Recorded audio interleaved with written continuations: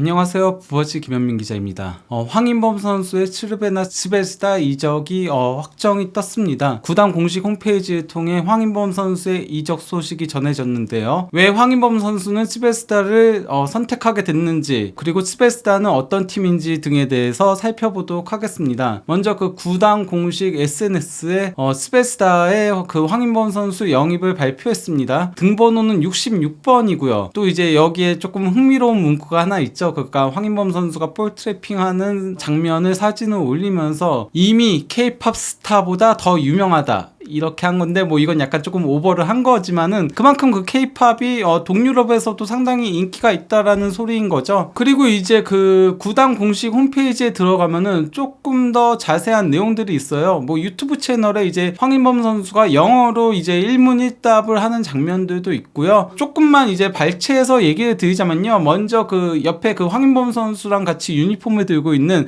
미타르 무르켈라 그 스포츠 단장 같은 경우는 뭐라고 얘기했냐면요. 황인범을 영입하게 되어 기쁘다. 오랜 기간 쫓던 선수로 작년에도 우리 팀에 데려오고 싶었다. 그땐 실패했지만 지금이 중요하다. 그는 필드 중앙에서 뛰고 중원에 필요한 균형을 만들어줄 것이다. 우리는 그의 가세 덕에 더 나은 성적을 얻을 것이라고 확신한다라고 한 건데요. 이 얘기인즉슨 츠르베나 스베스다가 그 황인범 선수를 이번에 처음 그 영입에 나선 게 아니라는 거죠. 올림피아코스로 가기 전에도 그때도 이제 영입을 제안을 했으나 그때는 이제 실패로 돌아갔는데 이번에 마침내 1년의 기다림 끝에 영입을 하게 된 거라고 할 수 있겠고요. 그리고 이제 그 황인범 선수는 일문일답에서 이제 다양한 얘기들을 했어요. 뭐 손흥민 선수 관련한 얘기도 하고, 또 이제 그 동갑내기 절친인 김민재 선수 관련한 얘기도 하고, 이강인 선수 관련한 얘기도 하고, 정말 다양한 얘기들을 했는데요. 거기다가 뭐 스베스다가 어떤 구단인지도 잘 알고 있다, 뭐 그러면서 이제 그 구단에 대한 소개 같은 것들도 하긴 했는데요. 그래도 여기서 좀 중요한 것만 이제 발췌해서 얘기를 드리자면요. 스베스다에 와서 환상적인 팬들 앞에서 플레이하게 되어 정말 흥분된다.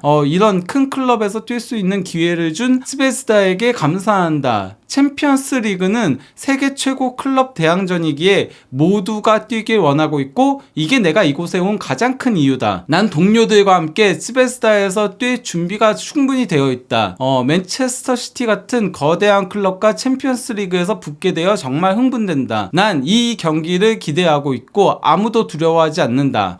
우리 조에서 누구든 이길 수 있다고 생각한다. 감독은 나를 8번 미드필더로 보고 있고 수비와 공격 사이의 연결고리가 되고 싶다라고 한 건데요. 이 그 8번 미드필더라는 게 그러니까 그 박스 투 박스형 미드필더에게 통상적으로 붙는 그 번호라고 할 수 있죠. 그러면서 이제 그 수비적인 미드필더라기보다는 공격과 수비를 동시에 하는, 그러면서 연결고리를 하는 그런 미드필더라고 할 수 있겠습니다. 여기에 더해 이제 그 뒤에 조금 흥미로운 얘기가 있는데요. 그는 자신의 생일인 9월 20일에 축하할 두 가지 이유가 있을 것이라고 믿고 있다라는 내용의 황인범 선수의 인터뷰 내용이 있는데요. 지금까지는 동료들과 함께 뛸 기회가 없었다. 아무래도 이제 그 올림피아코스와의 분쟁 때문에 혼자서 훈련을 했었던 것들에 대해서 얘기를 하는 건 거죠. 그러면서 이제 그 러시아에 있을 때 캉와를 상대로 경기한 적이 있다. 참고로 이제 캉와 같은 경우는 스베스다 미드필더로 2019-20 시즌부터 2021-22 시즌까지 러시아 구단인 아르세날 툴라에서 뛰면서 그 루빈 카잔 소속이었던 황인범 선수와 이제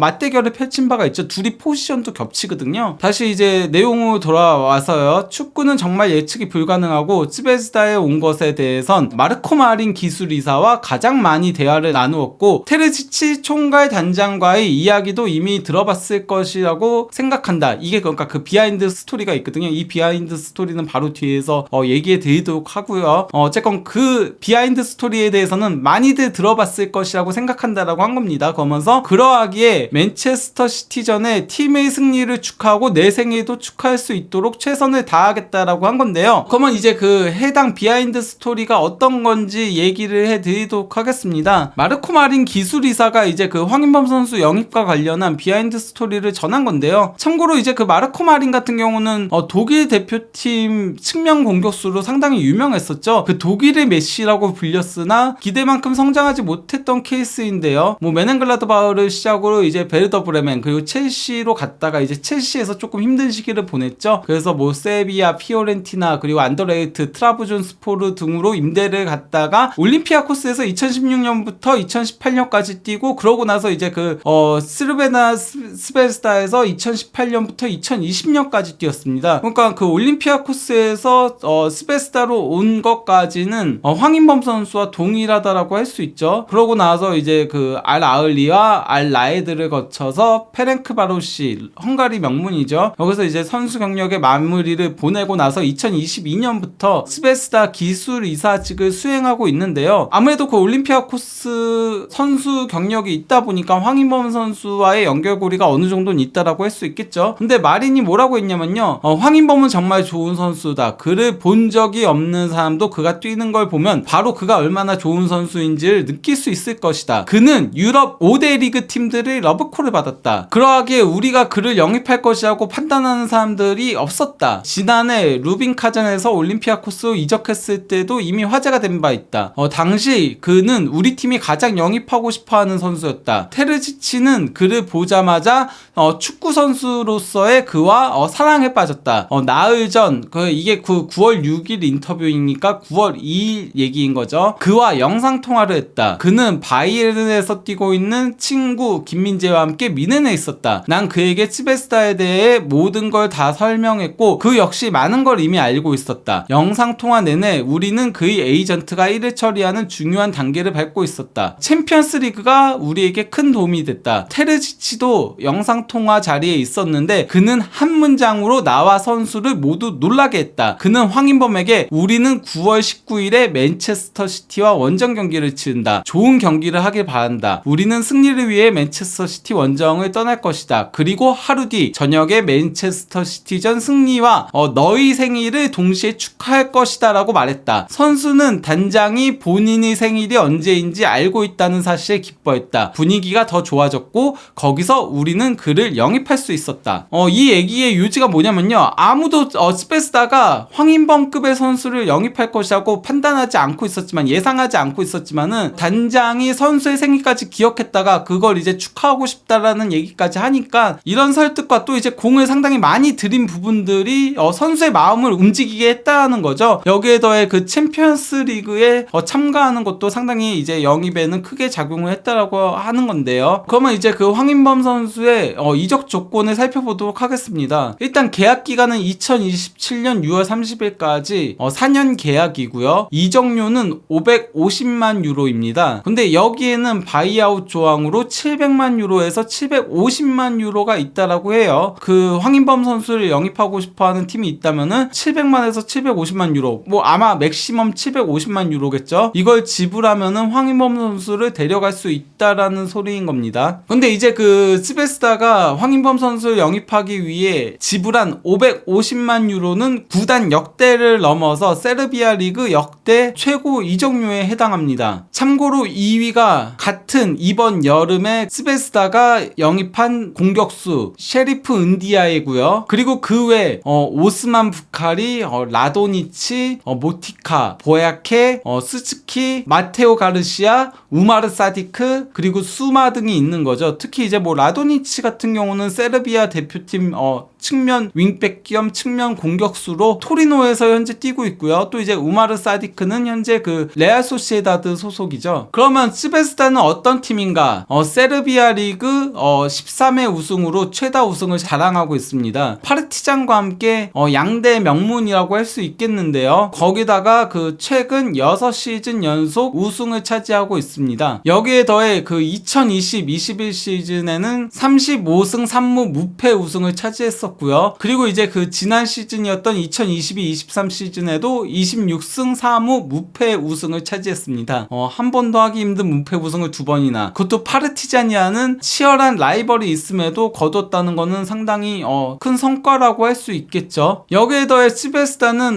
세르비아 컵 쿠프 스르비의 우승도 8회로 최다입니다. 참고로 이제 파르티잔이 7회로 그 뒤를 바짝 쫓고 있죠. 거기다가 이제 그 2020-21 시즌부터 지난 시즌 시즌까지 세르비아 컵도 3연패를 달성하고 있습니다. 이 얘기인즉슨 3시즌 연속 리그 컵 더블을 기록했다라는 소리인 거죠. 여기에 더해 그 츠베스다는 1990, 91 시즌 챔피언스리그 전신이었던 유러피언컵 우승을 차지한 구단이기도 합니다. 참고로 그 챔피언스리그 유러피언컵까지 합쳐서 67년 역사상 우승팀은 총 23개 팀이 전부입니다. 숱한 명문팀들이 챔피언스리그 우승 트로피를 들어올리지 못했죠. 하지만은 츠베스다는 그 우승 트로피를 가지고 있다라고 할 수 있겠는데요. 당시 그 결승전에서 올림피크 마르세유를 만났었고 경기 결과는 0대0 무승부에서 승부차기 스코어에서 5대3으로 우승을 차지한 겁니다. 그 당시 츠베스다에는 판체프도 있었고 또 이제 프로시네스키도 있었고 사비체비치도 있었고 그리고 또 이제 유고비치 같은 좋은 선수들이 상당히 많이 있었죠. 근데 이제 츠베스다 같은 경우는 이번 시즌 일단 그 리그에서 5라운드 보츠도바치와의 경기에서 2대3으로 패하면서 벌써부터 무패 도전이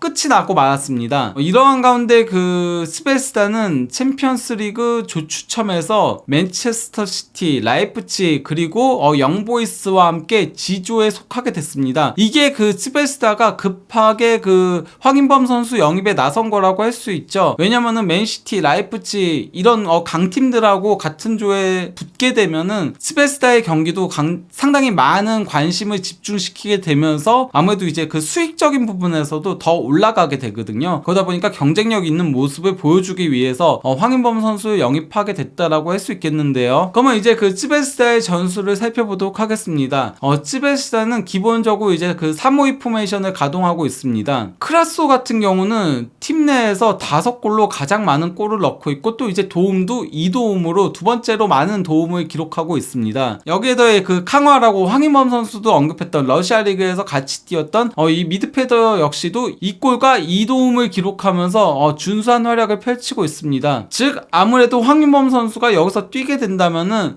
스타메니치 대신에 딱 이제 중앙에 위치하는 그런 역할을 하겠죠. 그러면서 이제 패스를 공급하는 그런 역할을 수행하게 될 걸로 보입니다. 그러면 이제 그 마지막으로 츠베스다의 일정을 살펴보도록 하겠습니다. 주말 추카리츠키와의 리그 경기 이후 바로 이제 맨체스터 원정을 떠나서 맨시티와 챔피언스리그 조별리그 첫 경기를 가지게 됩니다. 이 경기는 아무래도 그 챔피언스리그 디펜딩 챔피언인 맨시티와의 경기다 보니까 많은 관심을 집중시킬 걸로 보이고요. 그러고 나서 이제 그 리그에서 바치카 토폴라와 홈 경기를 치른 다음에는 라이벌이죠. 그리고 이제 세르비아 양대 명문인 파르티잔과 원정 경기를 치르게 됩니다. 그러고 나서 이제 다시 라드니스키 니슈와 리그 경기를 치른 다음에 챔피언스리그 조별리그 2차전 영보이스 베른과의 홈 경기가 있습니다. 츠베스다가 그나마 이제 승리를 노릴 수 있는 경기가 바로 이 영보이스와의 경기라고 할 수 있고 이 경기 결과에 따라서 츠베스다의 유로파리그 진출 가능성을 타진해 볼 수 있다라고 할 수 있겠죠. 왜냐면 G조 자체가 2강 2약 구도로 조금 분류되고 있거든요. 그러다 보니 이제 맨시티하고 라이프치히가 챔피언스리그 16강에 올라갈 가능성이 매우 높고 그러면은 이제 유로파리그 진출권인 조 3위 자리를 놓고 츠베스다와 영보이스가 격돌하게 될 가능성이 매우 높다라고 할 수 있겠고요. 그러고 나서 이제 그 라드니스키와 또다시 이제 리그 경기를 가지고 나서 그 다음에 이제 야보르 이바니차와 또 리그 경기를 치른 다음에는